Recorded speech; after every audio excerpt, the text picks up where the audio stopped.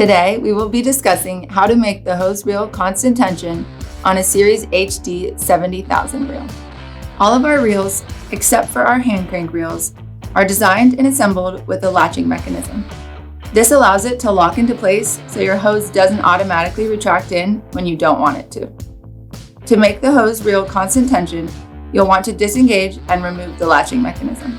Begin by removing the bumper from the hose. Next, unlatch the reel and feed the hose through the roller guides to release all the tension. This process should be controlled. Next, locate the set screw at the 11 o'clock position on the inlet.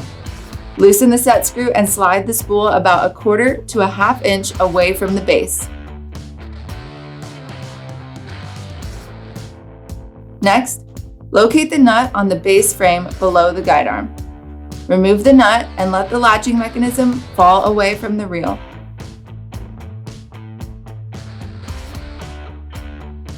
Slide the reel back until the shaft is flush with the hub. Then retighten your set screw.